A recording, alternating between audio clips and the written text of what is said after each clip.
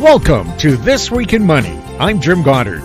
Today, Ross Clark from chartsandmarkets.com runs down the major markets. After a brief bounce, oil has fallen, but gold may be on the brink of a big bounce up. Ross looks at the U.S. and Canadian dollars. Longtime Vancouver Island securities trader Victor Adair checks in to talk about the impact of the Middle East crisis on the markets, gold, currencies, and crude. Publisher of the Campbell Real Estate Timing Letter, Robert Campbell, comments on the state of U.S. real estate, inflation, bonds, the credit card-fueled buying frenzy by American consumers, and could there be a real estate crash due to higher interest rates? We'll talk to Ross Clark right after this. Recyclico, making lithium-ion last forever. Recyclico's patented recycling process achieves up to 100% recovery of battery metals from lithium-ion batteries for electric vehicles, including cobalt, lithium, nickel, manganese, and aluminum. Recyclico Battery Materials Incorporated trades on the TSX Venture AMY, on the OTCQB AMYZF, and Frankfurt ID4. For more information, visit recyclico.com or phone us at 778-574-4444. Recyclico, making lithium-ion last forever. Welcome to This Week in Money, the source for market opinions. Here is Jim Goddard. My guest is Ross Clark from chartsandmarkets.com, where you'll find insightful market commentary and timely technical analysis. You can find him on X at Charts by Ross. Welcome back to the show. Always a pleasure, Jim. So how have our stock markets reacted to all this fuss in the Middle East? Well, I tell you, anytime that you've got this event risk that's sitting out there, that is has not come to a conclusion, that is still growing and creating tensions.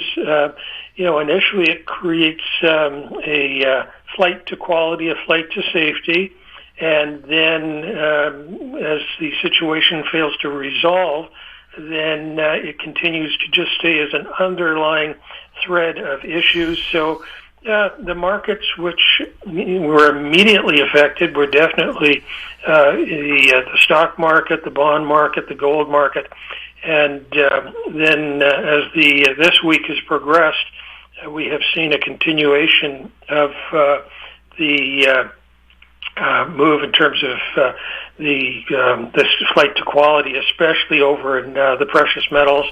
And, a move as far as the equity markets are concerned to the downside. At the first of the month, we had some really good oversold readings in most of the equity indices, the S&P and the NASDAQ. Typically, from the type of oversold conditions we had, you'd get a minimum of a 10-day bounce, and quite often better than that. And we had been looking for things to retrace back 38 to maybe 60% of the losses from the highs, and all you saw was a 40% retracement. We got back towards the August lows, which we had crashed down from, and that became a lid.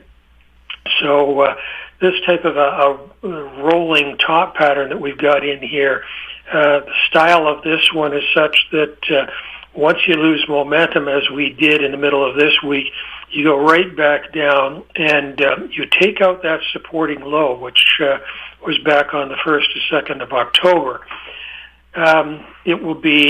This is a pretty interesting week coming up, because invariably we should take out that low. So the S&P, which is around just over 4,200, probably going to see something down in the mid 4,100s before you get any kind of a bounce in here.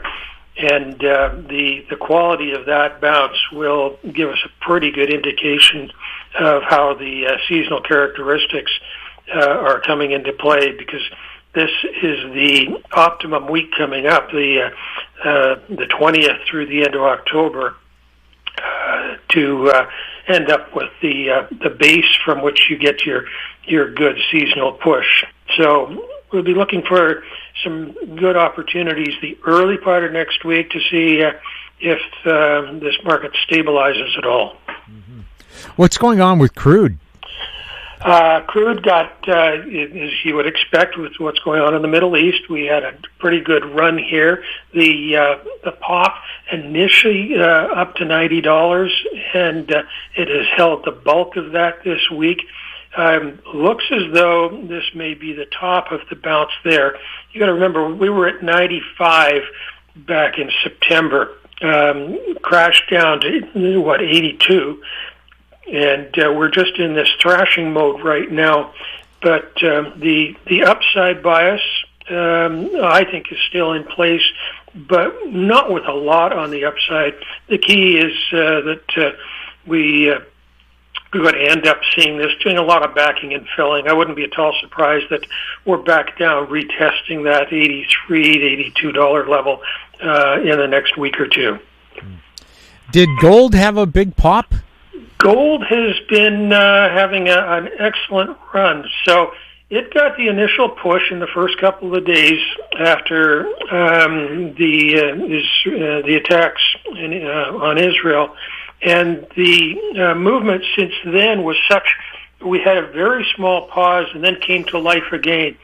The big thing here is that into the lows that we had, and we're up almost $100 off the low at this point, and into that low that we put in, the speculative short position got to one of its highest levels that you see, and the money managers, we took a look there, their positions, they ended up being net short into the bottom. They added big time into the positions there, so they were short about net of 26,000 contracts, and that's very unusual. You only see that maybe half a dozen times in the last 10 years or so.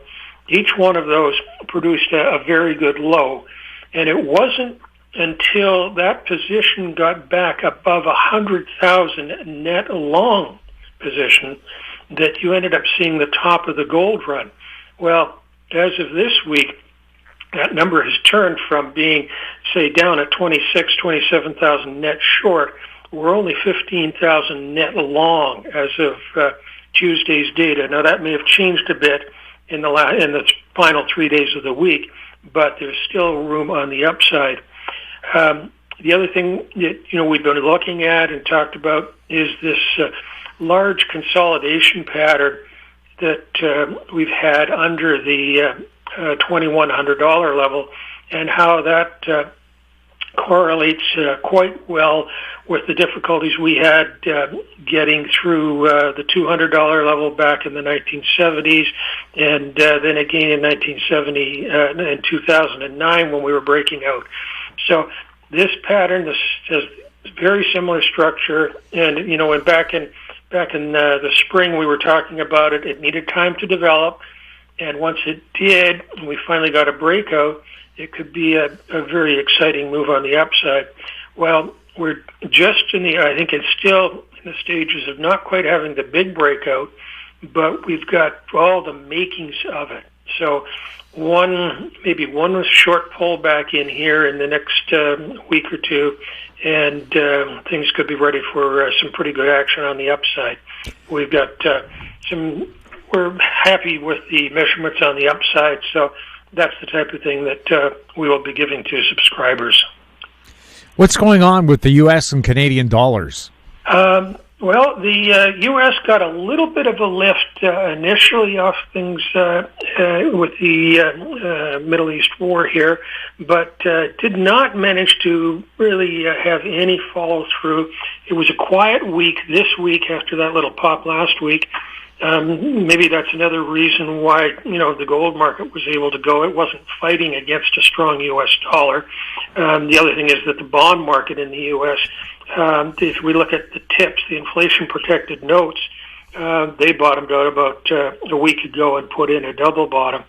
So on the currency side, though, say the U.S. dollar, if we look at it, pretty much unchanged on the month. It's been maybe as high as 107, as low as 105. It's in a trading range, but when we look at the Canadian dollar, here's one that is not doing well at all. The retracement rally it had after being oversold back at the early part of October was really poor. That was a lower low than we had seen in September, so it was stair-stepping down. But at the same time, we had the oil market stair-stepping up, and we had the CRB index on the upside. So this is one of those bearish divergences when the Canadian cannot participate well with what should be good underlying fundamentals for it. So the easiest direction here is going to be down. It's got to clearly be under the 72 cent mark, and it probably is in the cards pretty soon. Ross, thank you so much for the update. Good to be with you, Jim. My guest has been Ross Clark from chartsandmarkets.com. Find him on X at Charts by Ross.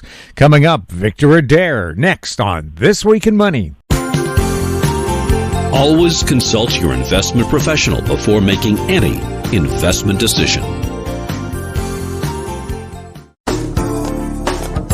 Don't miss out. Stay informed. Receive the HowStreet.com weekly recap with thought-provoking podcasts, radio, and articles delivered to your inbox. Sign up for the HowStreet.com weekly recap on our homepage at HowStreet.com. This Week in Money is archived online at TalkDigitalNetwork.com. Welcome back. My guest is Victor Adair, who's recently retired from nearly 50 years of being in the brokerage business in BC, but he's still very active in the markets. Check out his website, victoradair.ca. He's speaking to us from beautiful Parksville on Vancouver Island. Welcome back to This Week in Money. Jim, it's always a pleasure to talk with you. Thank you. Before we get into specific market sectors, how have the events in Israel and the Middle East impacted markets? Well, I think in a word, stress. The stress is showing up across the various markets that I trade and keep track of. I think the biggest point of stress is the question, whether or not what is happening so far will be contained, like the conflict will be contained, or does it spread? For instance, you can imagine all kinds of things. Certainly, whether or not there would be military activity in the north of Israel as well as in the south. Would other people in the area, countries, certainly you look at Iran, would they get more involved? And then you might think globally, is there some opportunity out there for other people in the globe to do something while everybody's sort of got their hands full, as it were, with what's happening in Ukraine and the Middle East, and that's always a possibility. So it's the existential questions. You just don't know, and that shows up in stress in the markets. I can give you some examples of the stress. I mean, gold prices have jumped. The U.S. dollar has gone up. It hasn't jumped, but it's got a bit of a bid to it. And when you see gold and the U.S. dollar both rising at the same time, that's a sign of stress. And gold has gone up even though interest rates have continued to go higher. So, gold's kind of broken free, as it were, of being tied to interest rates. And it's gone up. We can talk about gold. I guess we'll get around to that as we go through different markets. But the gold price has jumped. Another one that a lot of people would not notice, and something I always watch, one of my favorite barometers, is the relationship between the Swiss franc and the euro currency. And since developments in the Middle East, we've had the Swiss franc soar relative to the euro to all-time highs. It's never been this strong against the euro. And, pardon me, I see that as a definite sign of stress when people that can move money around decide they'd rather have their assets in Swiss francs than in euros. We've certainly seen volatility jump across the different markets. Gold has moved to all-time highs against the Japanese yen. As we wrapped up this week, the S&P, the major stock market barometer, let's call it that, in the United States, ended the week at a 4.5-month low, so people may be a little nervous about being in the stock market. Copper is at a 12-month low, and WTI prices have gone higher. So What's the impact been? The market has been subject to some stress, and what markets are always trying to do, in my view of things anyway, is they're trying to find some sort of equilibrium between buyers and sellers. And this time we had to move prices quite a bit before we found any kind of equilibrium. And, we're going into a weekend. You can't trade on the weekend, or at least you can't trade on Saturday these days. Although I'm sure some folks have access to some markets on a Saturday. And just going into the weekend, as I say, we've got the S&P here at a 4.5-month low. I think one of the most important prices of the week is where the markets close at on Friday. And I say that's an important price because that's the price people are sort of willing to live with over a period of time, a day or two, when they can't trade. So if the markets are showing signs of stress going into the weekend, given the current conditions, I'm not the least bit surprised. Gold's rallied about $175 from its lows 3 weeks ago. Your thoughts on that precious metal? Yeah, and you're right. It's up about $175, but in the 13 days before the lows, and we made the lows on the Friday before the weekend incursion by Hamas into southern Israel, for 12 of those 13 days, gold had dropped about $125. So gold had got into a hole, and then with the spark, as it were, to drive the prices higher, gold jumped to, as you say, $175 since then, the last 2 weeks. Gold has rallied back to about the highs that we had in the middle of July, and in a lot of markets, I talk about mid-July being an important time. One of the things I pay attention to is the open interest. That's the number of contracts outstanding in the futures market. And I see that's been little changed since, let's say throughout August, September, and October. Why that's important is we've had this $175 jump in the price of gold, but it looks to me as though, I'm going to say the public or retail players or whatever, speculators haven't come jumping into this market until the past couple of days. So I'm thinking speculators have kind of come in late. Take an example, go back to when Russia invaded Ukraine in the spring of last year. The gold price rallied about $150 on the invasion and then reversed back about the same amount rather quickly, just in a few days. Something in the gold markets probably, from a technical point of view here, a little overbought. It's reacted to the news rather dramatically. Now, at the same time, do I want to be short of gold here? No, not really. I think that's kind of, and I considered it. I thought this looks like maybe I could buy some puts on gold here or something just to have a limited risk shot at the fact that maybe it's overdone to the upside. And then I thought, I don't think I need to do that. So I didn't make that trade. The U.S. dollar index hit a 12-month high 3 weeks ago and has gone sideways to lower sideways since. What do you see in the currency markets? Well, let's get some perspective on it. I mean, you and I have talked, what has it been, a couple of years at least, I guess, since we were doing these monthly interviews. I've been mostly bullish on the U.S. dollar, and to put some perspective on that, if you go back, say, 10 years, the U.S. dollar is up against everything. You can't show me a currency, and maybe somebody will find one somewhere, but basically the U.S. dollar has gone up against all currencies. Just for looking around, the Japanese yen is down about 50% from where it was in 2012 when Abe introduced his 3-arrow program to try to get the Japanese economy up off the mat. In the last 10 years, the euro is down about 22%, the Canada is down about 23%, the British pound about 26%, the Mexican peso about 30%. I'm just saying that the U.S. dollar has been on a bull run here for 10 years or so. Now, it hit a high in September of last year, backed up, fell, I should say, over the next several months. But I guess beginning about, here it is again, mid-July, the U.S. dollar has had a pretty decent rally. And, part of that has been interest rate differentials favor the United States and so on. But, regular listeners here will have heard me say many times that in my almost 50 years of trading currencies, I have noticed that capital from around the world loves to come to the United States of America for safety and for opportunity.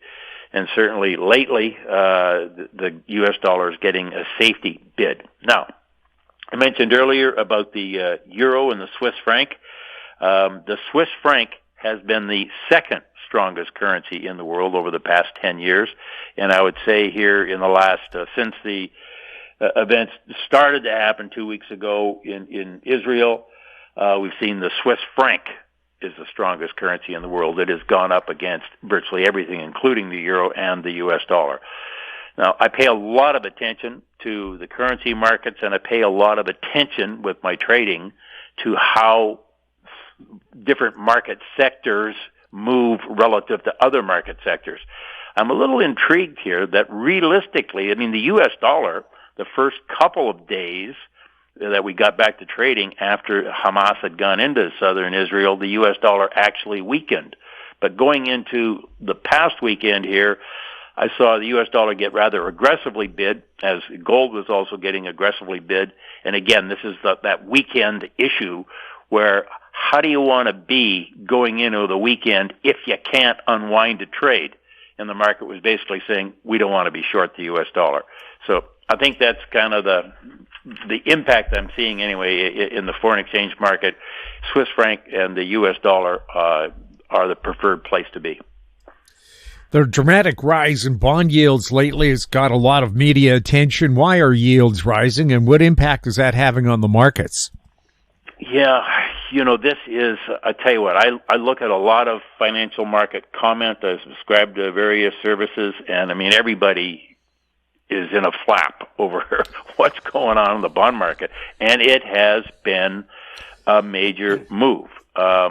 Just to put that in perspective, the all-time low, and I think we've talked about this before, like maybe a 5,000-year low was made in the long bond market in August of 2020, following the COVID scare we had in the beginning of that year. The yield on the U.S. Treasury 10-year at that point was 0.5%. This week we hit, I think it's a 16 or 17-year high. The 10-year traded to a 5% interest rate yield on the bond. And just as a sidebar on that, in the United States, the 30-year fixed mortgage went to 8%. So we've had a really sharp rise in interest rates since the middle of August, 3 years ago. But, to put this in perspective, in some ways, we're getting back to where interest rates were for a long time. Now, I'm gonna have to ballpark on this, but about 1981 or thereabouts, in Canada, you might be looking at probably an 18% price on a real estate mortgage on your house. So, in some ways, we're getting back to normal after 15 or so years of central banks around the world just squashing interest rates right down to nothing. And in several cases, certainly throughout Europe, we had negative interest rates. You put your money in a bank account, say, and they took some of it rather than, giving you anything in interest. But more short term, why has the bond market gone the way it has? Well, the yields actually have been trending higher for 3 years, as I pointed out here, gone from 0.5% to 5%. The last leg down. Well, let me say this one more. Make this clear. The worst of the decline was in 2022. That's when rates fell the most, or prices fell the most, and rates went up the most. But this year, is gathering so much attention because it's taking us to new levels.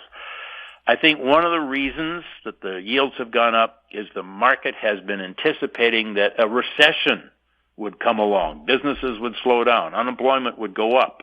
That seemed to be what the central banks, particularly the Federal Reserve, were trying to create, an environment there where the economy would slow down as a way to control inflation. Well, the American economy in particular seems to have just stayed stronger than a heck of a lot of economists would have expected. Unemployment figures seem to have remained stronger. The consumer keeps spending. Now, some people will say, but look, the consumer is loaded up on debt. Their credit cards are like maxed out and so on and so on. Different people that have got a point of view will find a way to support their story. I'm just, one of the things with being a trader is you kind of got to sort out between what you think should be happening and what actually is happening. And there's that. The economy seems to be staying stronger. In my blog that I write weekly, the Trading Desk Notes, I've kind of taken the view that I think the market is very concerned about the supply of bonds. I mean, for instance, what that means in broad terms is that as governments around the world continue to have deficits, in other words, they spend more money than they take in, they've got to borrow more money to make up the difference. And as interest rates are rising, they have to borrow even more money. So it becomes a bit of a vicious circle. So the supply of bonds coming to the market is going to be greater, and I think that's got the bond market worried. Now, there will always be a buyer for U.S. Treasury debt, and to the point where there isn't, and then I'll tell you what, we'll have a lot of things to worry about. It's just a matter of, okay, at what price? So buyers are saying, given how horrible I see the environment ahead here, I need a better price if I'm going to buy bonds. We've had some foreign selling. I don't think that's really material, but, it's there. I think some folks, realistically, and some of the rating agencies are doing this, they're looking at what I would call political instability in D.C., that's really evident lately, and they're wondering, whether American bonds will get downgraded by the rating agencies and so on. I think that's a worry.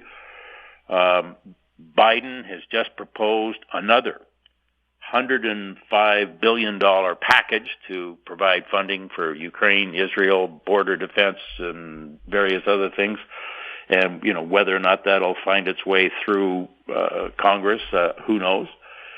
The Federal Reserve was a price-insensitive buyer for the longest time. They are now a seller. Banks throughout the United States a lot of them seem to be way underwater on what they call hold-to-maturity bond portfolios that they have. I don't think that's really a problem unless it becomes a problem. Then it'll be a hell of a problem. But inflation seems to be staying higher, even though it's come down. So, these changes in Fed policies, I guess I'm giving you a bit of a laundry list of why the bond yields have been going down and bond prices have been going down and yields have been going up. But I think that's where we are. The big question here is, with rates going up, does something break? Is there something out there in our financial world that is just, hanging on by their fingernails? And if we crank up interest rates just that much more, it's going to mean they can't handle it. For instance, there's a lot of commercial real estate mortgages coming up for renewal next year. Well, maybe at these higher interest rates, their business plan just doesn't make any sense. So they default on those things. That's what I mean by if something breaks. And Jimmy, just to wrap this up here before I go off the board, I think Canada is probably more sensitive to sharp rises in interest rates, particularly bond yields, because we've got a different mortgage market in Canada. In the States, a lot of people are into a 30-year mortgage. And I think there was, I don't want to quote a number, but it seemed to me, because I won't get it right, but it seemed to me in the States there's a hell of a lot of people who have got a mortgage and they don't need to renew it for years, and they got it at 2 or 3%. Whereas in Canada, our normal is a 5-year or renewable, or various variable rates that we have, and Canada would seem to be, certainly our mortgage market, more at risk of stress from rising interest rates, and also because it seems real estate's just a much bigger part of our economy. So I'm not sure if I got around to answering your question, but there's a laundry list of why bond prices have been going up, and why it's important, because maybe the Federal Reserve, be careful what you ask for. You're trying to get the economy to slow down by letting interest rates go up as much as they have. Maybe that gives them more of a problem than they were hoping for. Multi-year seasonal trends in the S&P index point to significant gains in November and December. Do you think that's likely this year? Short answer, no. And I'm very aware of those seasonal trends. I'm just such a cynical, I guess. And I think cynicism is almost a required trait in traders. You basically call bullshit on everything that you look at until you go, well, maybe that's really there. Seasonality, I know some people make a big fuss about it, and who knows? the market may just have a hell of a rally in the next 2 months. What would have to happen for that? I would guess certainly some kind of a truce, ceasefire, or whatever in the Middle East, and everybody says okay, and they back off. I mean, that would certainly be good news for the stock market. If we had some indication that, let's see. This past week, what was it? I guess it was Thursday. Powell, the head of the Federal Reserve, came out with a speech at the New York Economics Club. And leading up to that, several members of the FOMC had been out and delivering a message that basically said, we're done raising rates. I mean, we're watching the market and that sort of thing, but the rising bond yields have done a lot of work for us, so instead of stressing the system, we'll just kind of stay where we are. What the market heard, I think, and this is not what those people said, but I think what the market heard was, hey, the Fed is done raising rates, they're going to start cutting rates. Well, Powell made it clear, no. Yes, we may not raise rates, but we're certainly not going to be cutting them. Rates are going to stay higher for longer. And I think that really disappointed the market. And we traded off for the next couple of days on the stock market. So that would be, if there was a reversal of that, if the economy suddenly started to look like it was weakening, and that meant maybe the Fed was going to start cutting rates, and if there was peace and happiness in the Middle East, pardon me, that's just being too smart-ass. I mean, if there was any hope even of a ceasefire, that would be good news. I don't think that's really the most likely case here. So I think I think the stock markets are probably looking at being under pressure or trading lower as we go the rest of the year. Where we're at right now, I mean, I think we mentioned that the S&P is at about a 4.5 month low, closed right on its lows here this last week. The Russell 2000 small caps, they're at a 12-month low. The Dow Jones is about dead unchanged from where we started the year. Now, the NASDAQ is up roughly 30% from last year, and I think most everybody is aware that, it's big cap tech is the winning factor, I guess, in the broad indices. And if you take that out, then things don't look so good. The Toronto market is up maybe 1 percentage point. Chinese market's down, at least the broad market in Shanghai. The European market's up a bit, but I'm more inclined to think we go lower rather than higher as we go into the end of the year. Crude prices have rallied over the past 2 weeks, but have not broken above the $95 highs we saw back in September. Will WTI crude trade above $100 this year? Well, I'll tell you, what comes to mind right away when you say $100 is if we have an expansion of the conflict in the Middle East, then you could. That's clearly front and center to the point where nothing else matters in terms of what would it take to get us over $100. I guess there'd be various other things. You know, if you had a nasty earthquake in Saudi Arabia or something and they couldn't produce as much crude oil, but, you know, those are really exogenous, unusual things. And let's back up a bit. The $95 price that we made in September kind of was on a spike. And from where I pay attention to positioning and who's buying what in the markets, it looked like the price up to $95 was goosed by a very aggressive speculative long position. And to my point on that, 6 days later, the price was at $82.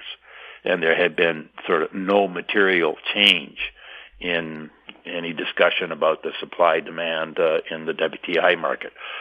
So, yeah, I think that $95 mark could definitely be the high water mark for this year, if we did not have some widening of the conflict in the Middle East. So, no, I don't think we see $100 a barrel this year. You know, I could see that out a year from now, you know, whatever, if again, there's things settled down or there's some kind of a ceasefire or whatever in the Middle East, and the demand factor on the big picture, I think, is going to be the developing world, not the, the leading world, the United States, and call it the G7. So, and coming back at that point about the conflict widening, I guess the reason crude oil would spike would be the risk to being able to transport oil away from the Middle East to the markets that want to buy it. If there's an interruption in the ability to move the oil, that would cause the short-term supply shortage. In your weekly trading desk notes on your website, Adair.ca, you often refer to the key turn date in mid-July. Why is that significant? I mentioned earlier that I pay a lot of attention to how markets react relative to one another. Let's just call that correlation. And I remember watching in mid-July, what day it was. I think it was about the 18th of July, thereabouts, and it was probably a Wednesday or something. Tuesday, Microsoft announced a change in how they were going to charge people for their software, or some of their software. And basically, they were going to charge corporations some extra money for their employees using artificial intelligence, Microsoft artificial intelligence. Anyway, whatever that stuff was. What happened in the market was that the market capitalization of Microsoft Corporation jumped $100 billion in about 2 hours.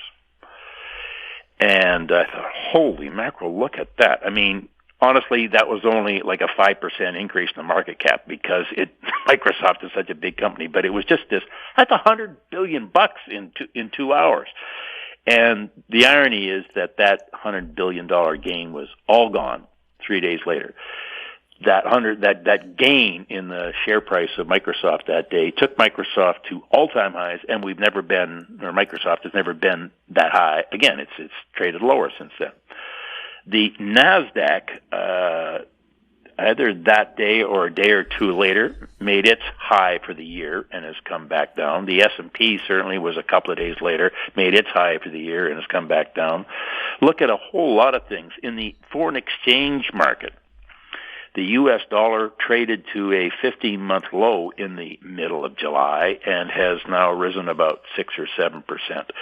The interest rate markets, as I may have mentioned earlier here with the bonds, bond prices had traded up a bit in the middle of July, but since then, they haven't gone straight down, but they've certainly fallen dramatically since the middle of July. And I think these things are all interrelated.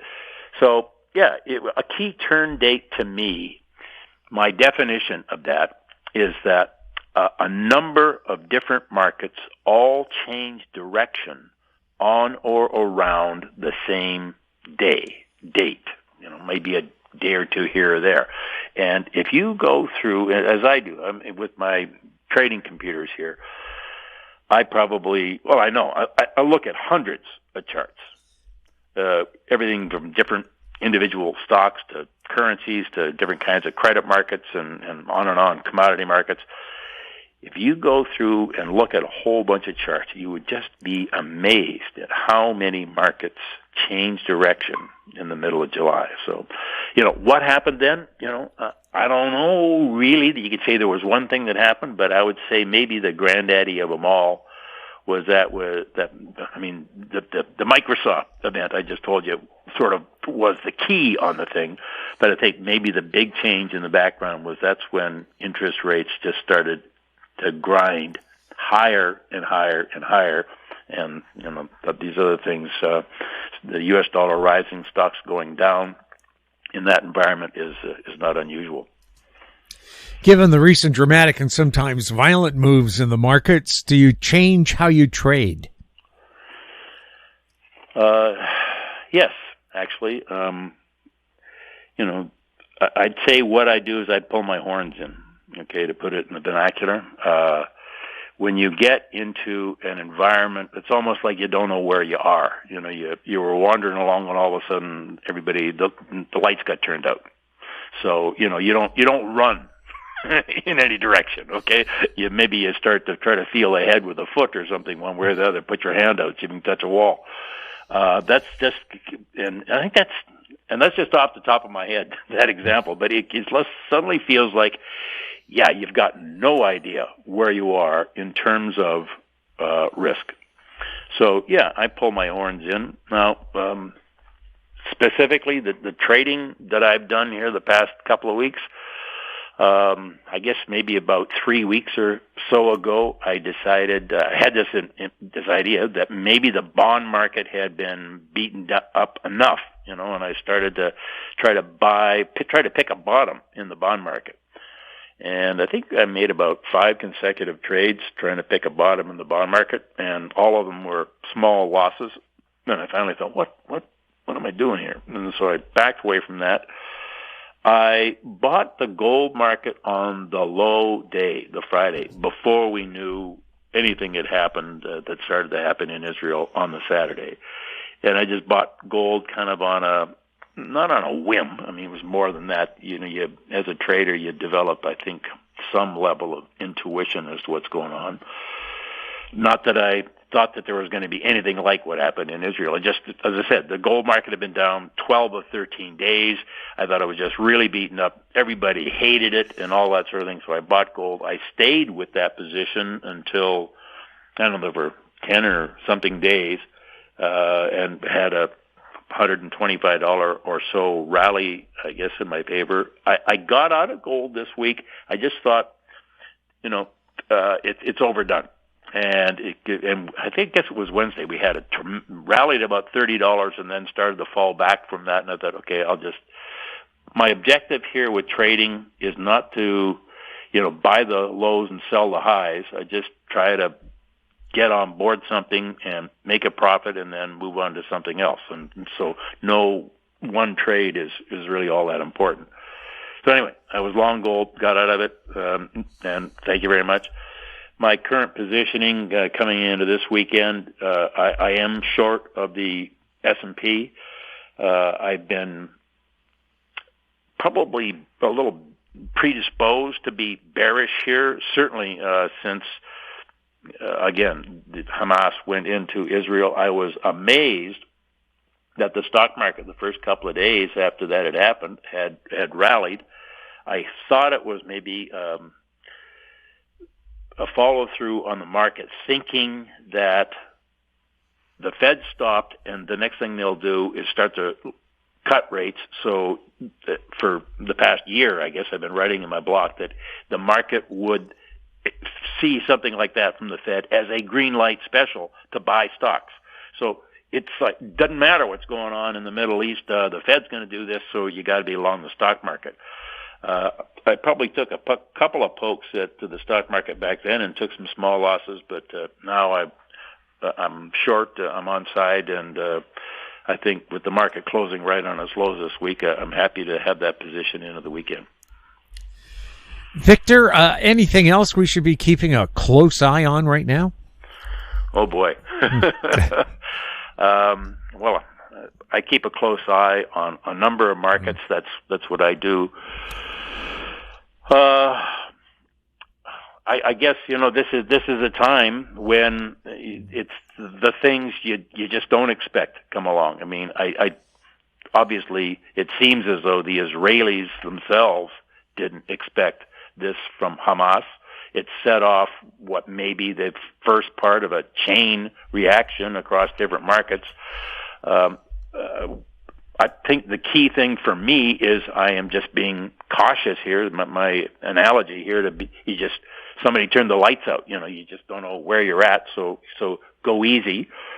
And I said earlier about a trader, you have to be cynical, and that is, that's my point of view anyway. There's probably some people out there that aren't cynical and trade very well, but I just have a cynicism in terms of just be careful what you believe, I guess is what I'm saying. Victor, thank you so much for being on This Week in Money. Jim, it's always a pleasure to talk with you. Thank you for having me on. My guest has been Victor Adair. He was speaking to us from Parksville, Vancouver Island. Check out his website, victoradair.ca. Coming up, Robert Campbell, next on This Week in Money. Recyclico, making lithium-ion last forever. Recyclico's patented recycling process achieves up to 100% recovery of battery metals from lithium-ion batteries for electric vehicles, including cobalt, lithium, nickel, manganese, and aluminum. Recyclico Battery Materials Incorporated trades on the TSX Venture AMY, on the OTCQB AMYZF, and Frankfurt ID4. For more information, visit recyclico.com or phone us at 778-574-4444. Recyclico, making lithium-ion last forever. This Week in Money is archived online at talkdigitalnetwork.com. Welcome back. My guest is Robert Campbell, publisher of the Campbell Real Estate Timing Letter. Check out his website, realestatetiming.com. He's speaking to us from San Diego. Bob, welcome back to This Week in Money. Thank you very much, Jim. It's always nice. Bob, when will the next issue of the Campbell Real Estate Timing Letter come out? It will come out in November 15th, approximately 1 month from now. I publish once every 2 months. My last letter was September 15th, so I have another, in another 30 days, the next issue will be out. How important is your book, Timing the Real Estate Market in These Changing Times? It's excellent. It's excellent. It's still, I created this timing model and these key indicators to look at back in 2002 when I wrote my book, Timing the Real Estate Market. They were well researched at the time. So it's not a matter of changing horses because one indicator doesn't work anymore. They all still continue to work today as well as they did 23 years ago. And it's really amazing. If I could hone down what I've learned, I've read maybe 50 to 100 books on real estate and finance. If I could hone it down to just really simply, if you really want to know what's going on, just love the market. And by love the market, I mean love what the market's telling you. And by love what the market's telling you, that means there's certain key indicators to follow, just a handful, 5 or 6, and maybe even 7, that are forward-looking indicators that will predict which way housing prices are likely to go in the future, 3 to 6 months out. And, of course, real estate trends last longer than that. And knowing that, you are in the position to know not only when to buy and sell, but also how to be a more conservative investor where you protect your capital from loss, which is the key to survival. So it's interesting. I mean, that pretty soon you can just get it down to like a handful of indicators. That back when I first started writing my timing letter, I probably spent 5 or 6 hours a day doing research. These days, an hour. All I have to do is an hour's worth of work. Update the chart, see what the charts are saying. Also, I use chart patterns, which are a a signpost of human behavior that helps me decide when a trend's continuing, is going to continue in the same direction, and when a short-term trend's going to continue in the other direction. So it's really amazing that what I've learned is it's a lot simpler than people believe. You do have to have some education, I suppose. I have a degree in economics from UCLA, although I learned to be a better volleyball player than I did economist while I was at UCLA. So it's really been quite an amazing journey for me the last 23 years. Does it look like we're in or headed for World War III? Yes to both. We're in a war economy, guys. I just heard today, what was it today? Somebody said that, and we're spending money like crazy. What happened today was that Joe Biden's seeking another $660 billion for the Ukraine war and $100 billion to help fund Israel's war with Hamas. And that's on top of the $100 million which you just pledged for humanitarian aid for the Palestinian people. So we're full on war, guys. This is a war economy. How does that affect the real estate market? Well, it doesn't directly affect the real estate market. In fact, here's how it affects the real estate market. If you look back at wartime economies, let's look back at, and I'm looking at what happened in the United States, of course, because that's what I know best. You look back at World War II, what happened to inflation during World War II? It went way up. During the Vietnam War, what happened to inflation during the Vietnam War? Inflation went way up. So we're back into a wartime economy, and inflation is going to keep going up. It's going to bring mortgage rates much higher than they are right now, and I wouldn't know. I can't project how high they're going to go. It all depends on how high inflation is going to go. But we're running huge deficits here in the United States, over $2 trillion currently, and those are going to get bigger. And so mortgage rates are going to go up. Affordability is even going to fall to the levels where they're at right now, which we've never seen before. And it's going to negatively impact real estate.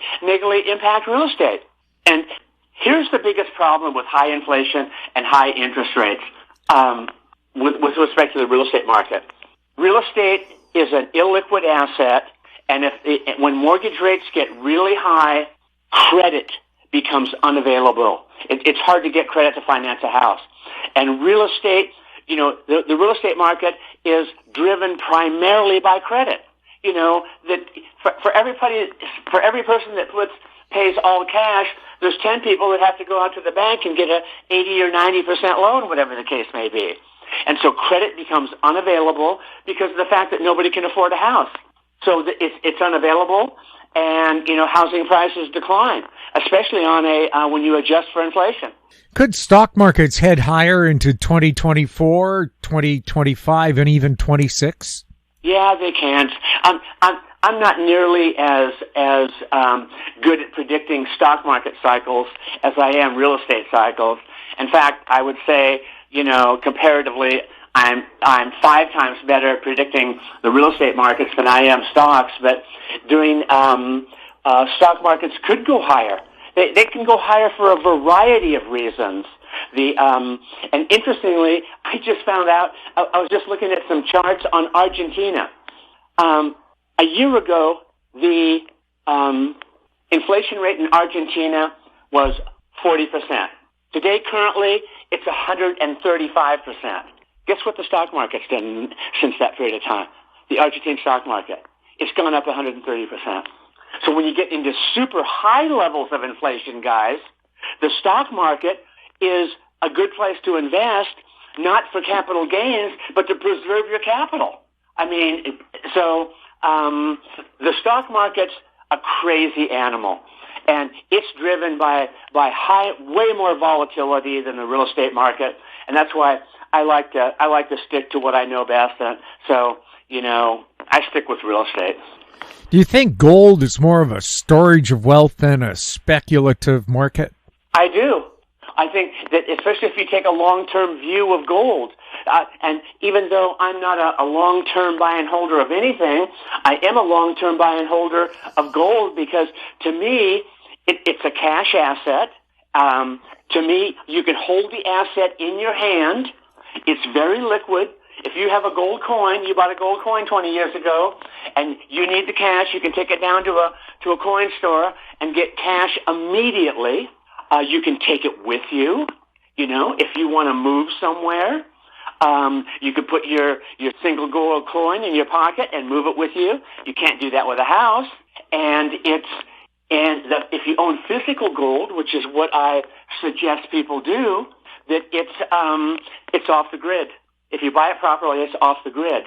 So even though so I take a long-term view of gold, longer-term view where I don't trade gold like I trade stocks or like I trade real estate, buy low, sell high. But I do add to my position in gold when the opportunity is there. And by the way, guys, the opportunity is there right now to buy gold. And the reason I say that just isn't, something I say very often, because you go back like 40 years in the United States, and when managed money including hedge funds and other people that manage money, there's a chart that shows when they've been shorting the gold market for the last 2 or 3 months, and that dropped the spot price of gold in U.S. dollars down to about $18.50.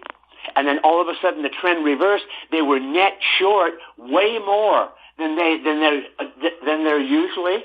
And you look at the chart, when they get to that position, gold rallies. And the last 3 times that condition existed in the gold market, gold went up 30%, 30%, and 26%. So I put out a blog post 2 days ago or 3 days ago and said, look, for those of you that are hunting for investments beyond real estate, consider gold. And gold's gone up. I mean, gold's going to go up. It's going to go up. I mean, does that mean it's going to go straight up? No. I think that there's a very good probability that it's going to go up between 25 and 30% before this moves over, and that's a big move. So it's a good time to add to your positions, even if you already have a position. What do you see ahead for crude? Higher prices, because we're in a war economy. And where's the war now? Now the war's in the Middle East. Now the war's in the Middle East, guys. And, I mean, that's where, a lot of the oil comes from. I know we're buying the U.S. from Venezuela now, but that war in the Middle East, it's going to get bigger. Odds are good that it's going to get bigger, and that's going to put pressure on oil prices to the upside. One more thing. I just heard in the news that the U.S. Embassy in Lebanon is encouraging that all Americans are leaving the embassy, and all Americans in Lebanon, they've been encouraged to get out of the country, because that's where the war is going next. Could we be seeing a commodities bull market? Absolutely. And that's what's going to be the best investment during this new inflationary cycle. And inflation tends to move in waves. It's not linear.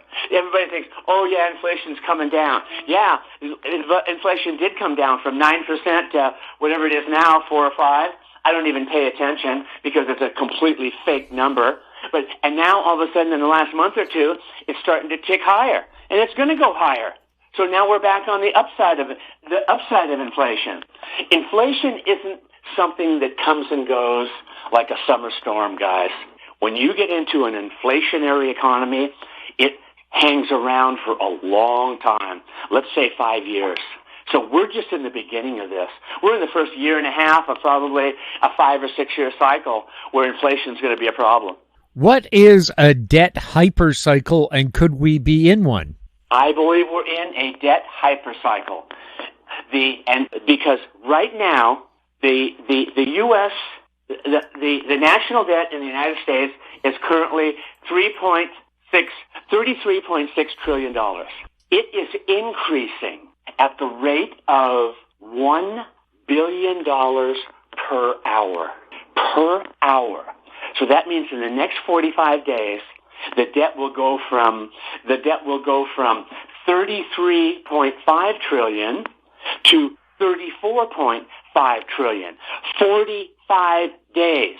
So that if this trend continues, and that being that we're in a wartime economy, which means that the deficits are going to get bigger, the American public isn't financing this wartime economy. No way. To do this, they'd have to increase people's tax burden by, from 18% to 28%. And that's instant revolution, because then people have even less money than they have now. So what that means is that the national debt is going to keep ramping higher and higher and higher at an accelerating pace. Should we be concerned about U.S. deficit spending and a wartime economy? Absolutely, for the reasons I just mentioned. The deficit, for one thing, deficit spending is inflationary. Because with deficit spending, you're spending money that you don't have and that you're not collecting in tax revenues. That means you're creating all this demand, and that's putting pressure on inflation. And a wartime economy is highly inflationary. So it's a double whammy. Inflation and the cost of living, how bad is it really getting? At least twice as bad as what the government reports. For example, I think in the last 3 years, and I could be a little off in these numbers, so don't hold me exactly, I think the U.S. government reports that food prices have gone up 43%. That's total BS. Complete BS. It's at least 100%. I mean, my wife is Sicilian. She shops every day. I mean, we eat fresh food every day. That's the Italian way. She goes to the store. She knows what prices have done. For example, one of our staples is olive oil, because it's the best kind of oil to eat. It's gone from $14 a bottle, whatever a bottle is, I don't know, I don't shop, to $28 a bottle in 3 years. That's 100% increase. And that's just not cherry picking one thing out of there. Everything's gone up way, way, way up. So which brings me to another topic. Everybody wants to say how strong the U.S. economy is, that they can withstand these higher interest rates and higher inflation, because consumer spending is up 15% year over year, and that by itself is evidence that the consumer is still strong and the economy is still strong. That too couldn't be more wrong. You know why consumer spending is up 15% year over year? Because prices are up 15% year over year. Go out and buy food. How much more is it than last year? I don't know, 20%? Go out and buy a car. How much more money is a car? I don't know, 10%? How about car insurance? How much has that gone up in the last year? 15%? And that's what they don't tell you, that it's all inflation. All inflation. The reason that there's more spending. It's not because there's more demand. It's just because all these costs have gone way, way, way up. Is the elephant in the room that no one is talking about the crashing bond market? That's a great question, and I'm glad you brought that up. The U.S. bond market, 30-year bonds in the last year and a half have declined in value by 55%. We have never seen that kind of crash in the U.S. bond market in the history of our country. That's how bad it is. So that's very serious. And it's still crashing. I mean, all of a sudden today, it keeps going down like the bond market, 1% a day, another percent a day. All of a sudden, it'll kick up 1%. Next day, it's down 1%, down 1%. It's almost hitting like lows that we haven't seen in 20 or 30 years. That's how bad the bond market is. And for those of you that to put this in perspective, the bond market is about 5 times bigger than the stock market. So if you bought a bond 2 years ago when interest rates were at zero, almost zero, you could buy a 30-year U.S. bond for, let me just ballpark it, 2.5%. Today it's at 5%. You've lost half your money. Half your money. So anytime people tells you something like that can never happen, here's one more example of how anything can happen. Nobody would have ever anticipated that the bond market would crash like it has. Never before in history has it done that. So anything you own, everybody, nothing is safe. That's the attitude that you have to take to be a successful long-term investor. Nothing is safe whatsoever. You know, it's that you have to continually be watching trends and being properly positioned so that you preserve your capital and you don't lose your capital so that you survive. The first rule of success is survival, guys. It's not out there, I'm going to hit a grand slam home run with this one. Yeah, that's my goal. Start with a single. Start hitting singles. Start thinking like Pete Rose, the baseball player. You know, he was a singles hitter. Did he hit home runs? Yeah, he hit his share. But is that how he became the accumulated more hits than anybody in Major League Baseball? No, he just kept hitting singles, and getting on base. And that's the way you should start as an investor. First, you know, think about, okay, I'm going to make a single, and maybe it'll turn into a double. Maybe but, you know, watching the trends. Maybe it'll turn into triple. Maybe it'll turn into a home run. But you can't tell in advance. You can't tell in advance. Real estate cycles are a little bit different because when you, based on previous cycles, you can tell, and using my key indicators that I mentioned before, when we're at a market cycle bottom, and then you can buy, and then based on previous cycles, you can predict that, at least here in the United States, that trend's going to be up for probably the next 6 years on average. So just buy and hold. You don't have to be watching it that carefully. As long as you buy low, everybody, the best investment in the world you will ever make is buying an asset when it's low. And that's the key. You don't buy it when it's high. You buy it when it's low. And with respect to what you should be buying right now, commodities are still unbelievably low compared to real estate and the stock market in the United States.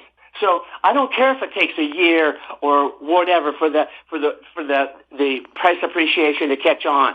It's a good way to bet right now, because you know what? And commodities have historically gone up during inflationary cycles. It's always been the best investment. And when I say commodities, I mean gold. I mean crude oil. All those things. That's what's going to outperform in the next 2, 3, 4, 5 years, whatever the case may be.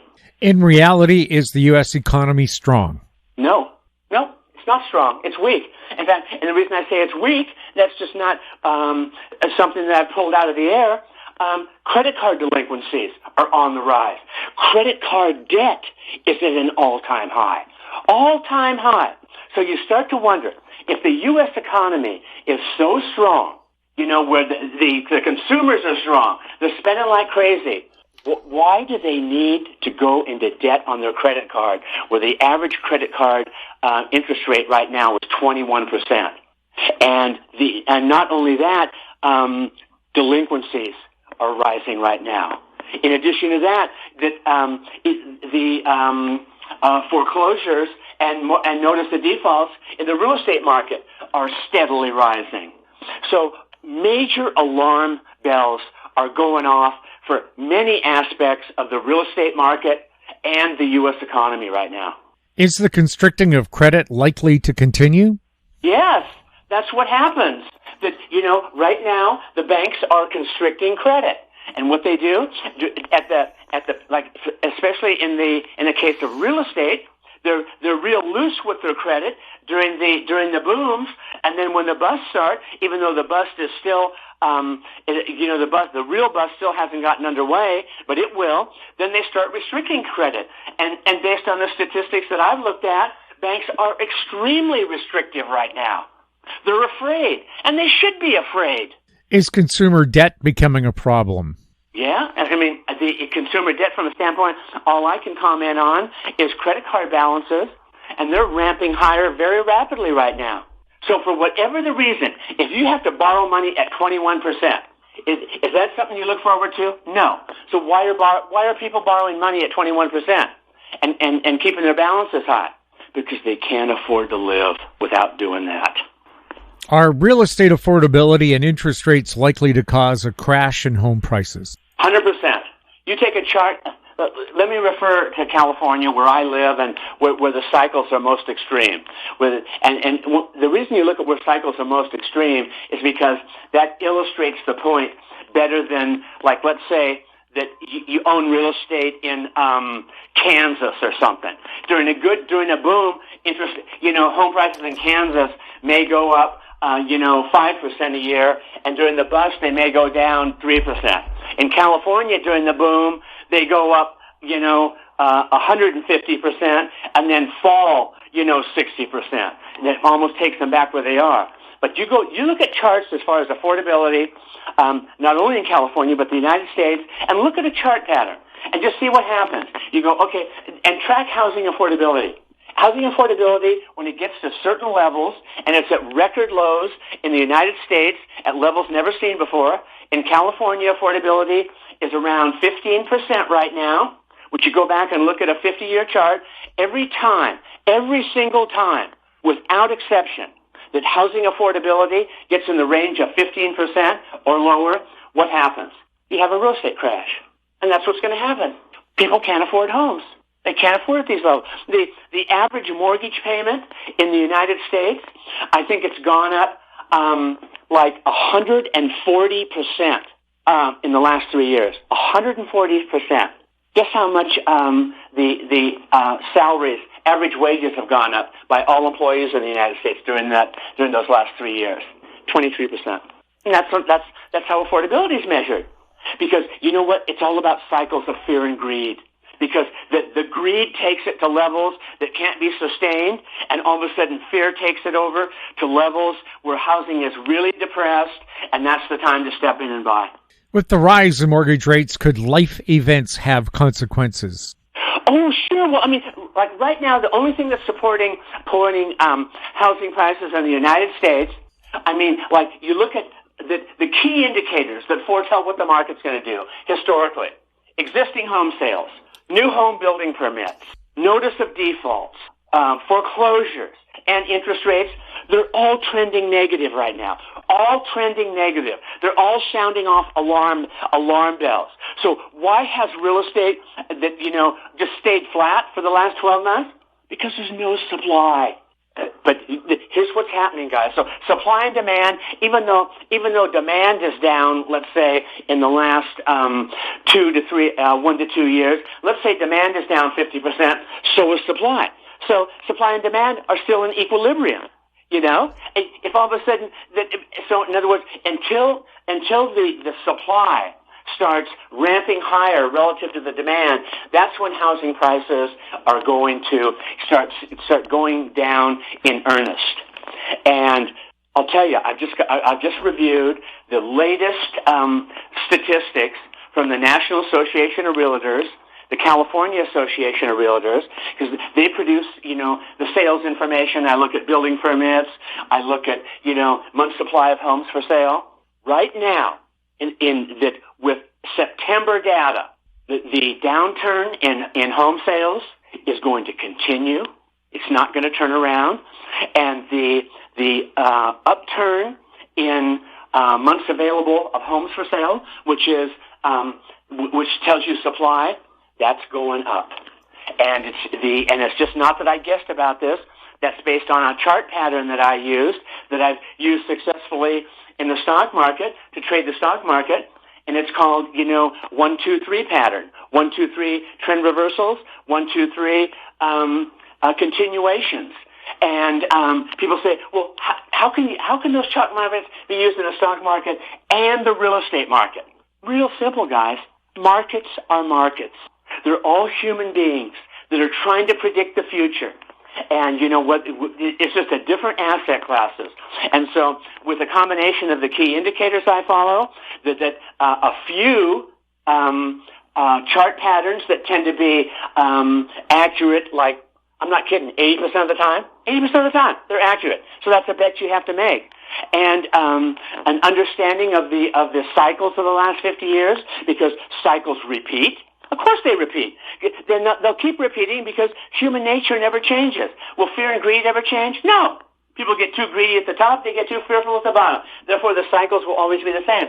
So pretty soon you develop an understanding of those three key elements, and you have a really, really good idea when risk is high and to avoid the market, and when risk is low to jump into the market. What's the latest on real estate supply and demand?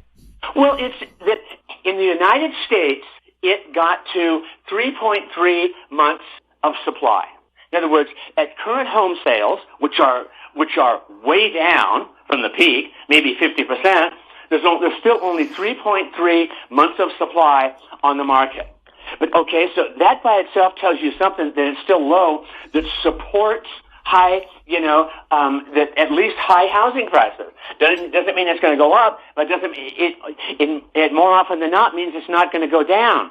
But the key point, the chart patterns that I looked at in the months of supply, it just showed a continuation of the trend, a trend reversal in this case, to the upside. In other words, supply is trending up and the home sales are trending down.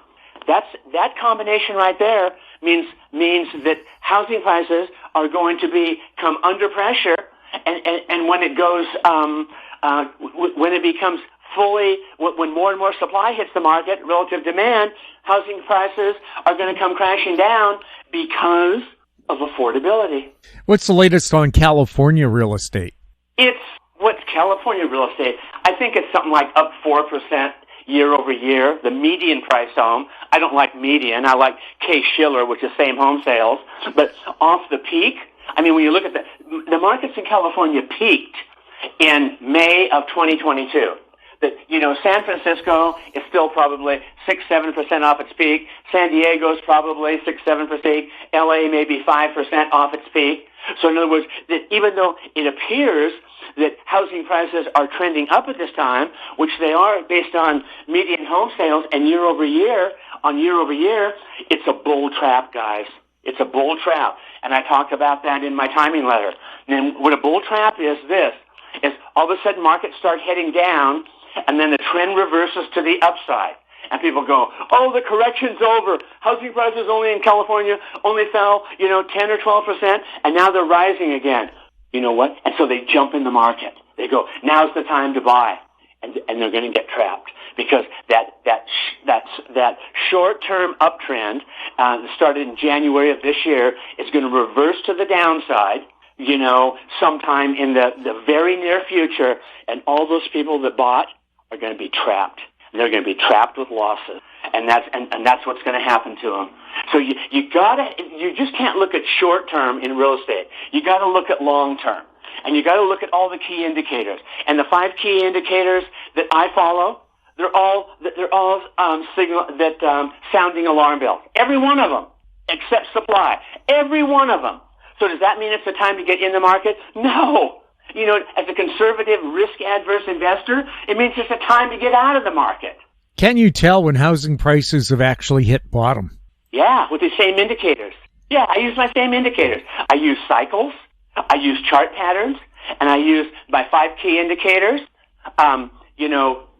existing home sales, building permits, mortgage defaults, foreclosures, and interest rates. And that'll get you very close to the bottom, guys, within 5%. 5%. It's not a lag. These aren't lagging indicators. They're leading indicators. And that's what you want to follow. Screw lagging indicators. That everybody knows what's already happened. Tell me what's going to happen in the future. That's what everybody wants to know. And that's what these indicators will tell you. They'll give you about a 3 to 6 months advance warning of when the trend's going to change. So that's all you get. I mean, you can't predict this in advance, but all of a sudden the indicators all start going green, and you go, yep, the downtrend's over. Bye. Your thoughts on cycles of fear and greed versus boom and bust?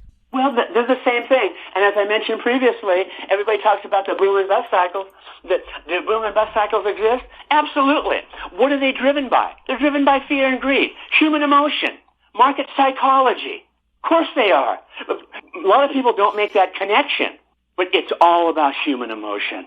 I mean, are investors rational? No. 90% of all investors are irrational. And most people's timing system that when it comes to real estate is they buy real estate when they have the money, and they sell real estate when they need the money. That's the worst timing system in the world, guys. The worst in the world. And so how well that you time your real estate purchases to a large degree will determine whether you're rich or poor at retirement. Do you have any health and fitness tips for us? I got one good one. And I've mentioned this before, but sometimes, or is usually the case, people forget what you told them. I only take something like 6 or 7 different supplements. Why? Because these are the only ones that are proven to work. I've been taking zinc and Q-Certin for the last 10 years. I've had 0 colds. 0. As in 0.00. Prior to that, like most people, I used to get at least 1, usually 2 colds a year, which totally suck. So I started taking zinc and Q-Certin, and I've had 0 colds in 10 years, guys. 0. So if you guys want to, that's probably the most common ailment known to man, the head cold. So if you want to, avoid those in the future, take 50 milligrams of zinc every day and Q-Certin. Because what Q-Certin does, and I'm not medically qualified to tell you exactly, but what Q-Certin does, that accelerates how effective zinc is. So like zinc is the bullet, and Q-Certin's the gun that shoots it into your system. So it's just been amazing. Here's a real life human example. First time experience. I'm not reading some book and saying, oh, I guess this works. I've tried it because, my number one investment has always been health. Take zinc, take Q-Certin, and that my guess is that you will have a minimum of colds, if any, for the rest of your life. Bob, thank you so much for being on This Week in Money. And can you again remind people how they can buy your book, Timing the Real Estate Market, and subscribe to your service? Sure. We didn't spend much time talking about that during our talks, do we ever? So, yeah, my website is realestatetiming.com, just like it sounds, realestatetiming.com. And you can buy my book there, Timing the Real Estate Market, and maybe even subscribe to my timing letter that keeps you appraised of what's likely to happen in the future with respect to USA housing prices. And thank you very much, Jim, for having me again. Thanks, Bob. My guest has been Robert Campbell. His website, realestatetiming.com, publisher of the Campbell Real Estate Timing Letter. He was speaking to us from San Diego. And that wraps up our show for this week. We'd like to thank our guests, Ross Clark, Victor Adair, and Robert Campbell. And thank you for listening. If you have any questions for the show or our guests, you can send them to info@housestreet.com. I'm Jim Goddard. We'll be back next week with more This Week in Money. Comments made on This Week in Money are an expression of opinion only and should not be construed in any manner whatsoever as recommendations to buy or sell any financial instrument at any time. Archived online at TalkDigitalNetwork.com. This Week in Money is a production of House Street Media Incorporated. Executive producer is Tom Allen.